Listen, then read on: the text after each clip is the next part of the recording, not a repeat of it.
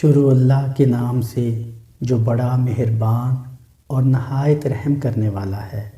السلام علیکم رحمۃ اللہ وبرکاتہ۔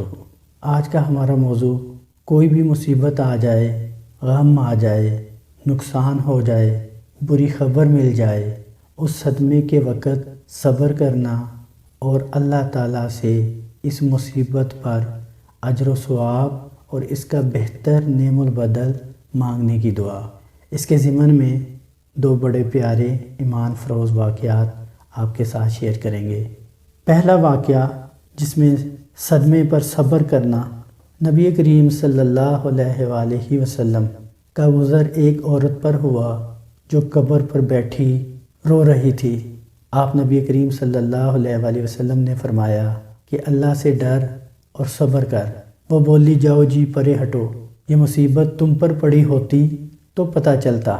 وہ آپ نبی کریم صلی اللہ علیہ وآلہ وسلم کو پہچان نہ سکی تھی۔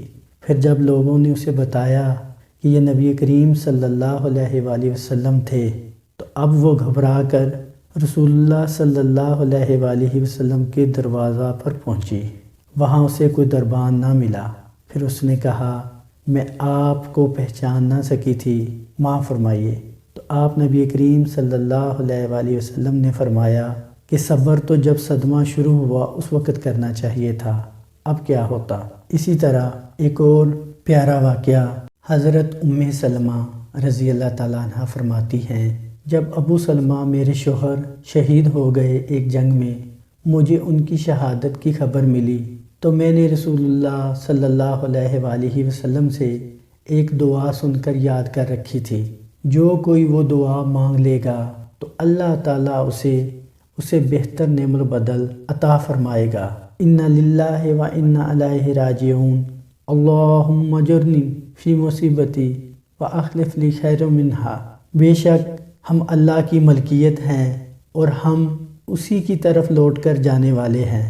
اے اللہ، میری اس مصیبت پر مجھے اجر و ثواب عطا فرما اور مجھے اس سے بہتر بدل عطا فرما۔ تو اللہ تعالیٰ اسے بہتر بدل عطا فرما دیتا ہے۔ میں یہ دعا پڑھتی رہتی تھی، پھر میں سوچتی تھی کہ میرے خاوند جیسا کسی کا خاوند نہیں ہوگا، ابو سلمہ سے بہتر کون مسلمان ہوگا۔ جب میری عدت پوری ہوئی تو رسول اللہ صلی اللہ علیہ وآلہ وسلم نے نکاح کا پیغام بھیج دیا۔ یوں حضرت ام سلمہ رضی اللہ تعالیٰ عنہ صحابیہ سے ام المومنین بن گئی۔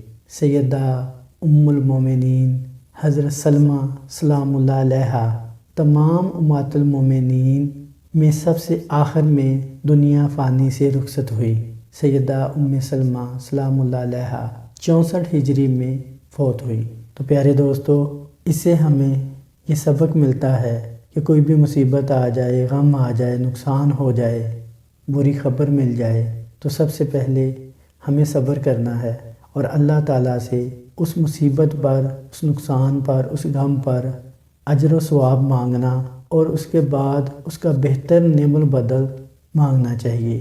تو یہ تبھی ممکن ہوگا اگر ہم نقصان، غم، مصیبت پر صبر کریں گے اور اپنے لیے اس دعا کا معمول بنائیں گے۔ تو اللہ تعالیٰ ہمیں پیارے نبی کریم صلی اللہ علیہ وآلہ وسلم کی اس پیاری تعلیمات، پیارے فرامین، پیاری سنتوں پر عمل کی توفیق اور استقامت عطا فرمائے۔ اگر آپ کو ویڈیو اچھی لگی ہو تو ویڈیو کو صدقہ جاریہ سمجھ کر لائک اور شیئر کریں اپنے دوست احباب میں، اور ہمارے چینل کو سبسکرائب کریں تاکہ ہم آپ کے لیے اس طرح کی پیاری پیاری سنتوں بھری ویڈیوز لے کر آتے رہیں۔ جزاکم اللہ خیر۔